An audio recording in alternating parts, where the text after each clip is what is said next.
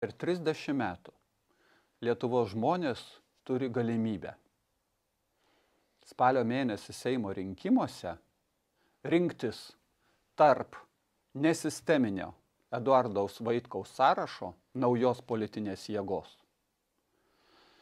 arba rinktis tas pačias sisteminės partijas, kurių yra daug ir įvairių pavadinimų, kurios 30 metų labai gražiai žada, labai gražiai čiulba ir 30 metų veda Lietuvą tuo pačiu keliu. Lietuvos pardavimo keliu, Lietuvos naikinimo keliu.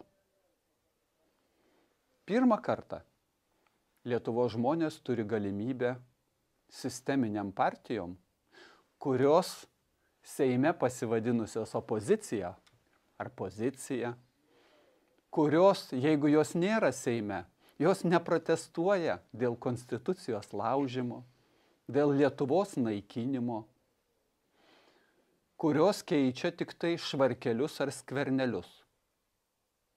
Tai Lietuvos žmonės šių metų spalio mėnesį turės galimybę pasirinkti pirmą kartą realiai Lietuvos istorijoje. Arba Eduardo Vaitkaus sąrašas, arba einame tuo pačiu keliu. Mes sakome, Lietuva neparduodama. Nei rytam, nei vakaram. Kam šitos mintis yra priimtinos, tie turi galimybę balsuoti. Ir viskas priklauso tik nuo jūsų, nuo Lietuvos žmonių.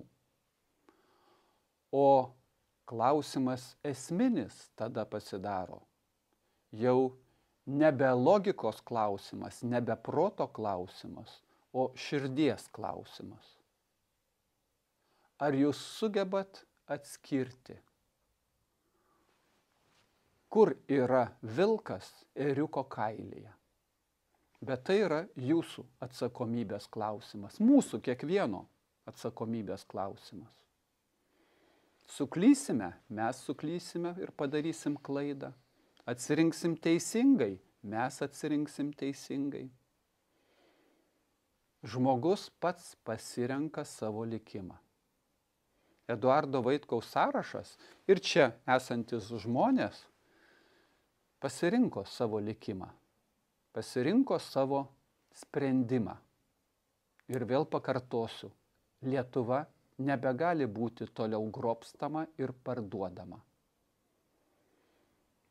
Lietuva nebeturi toliau būti vadovaujama partijų, kurios naikina paskutinius nepriklausomybės likučius ir kurios sudarė sąlygas milijonui Lietuvos žmonių pabėgti iš šalies.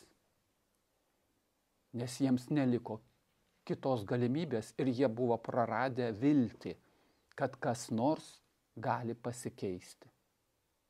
Taigi gana yra gana.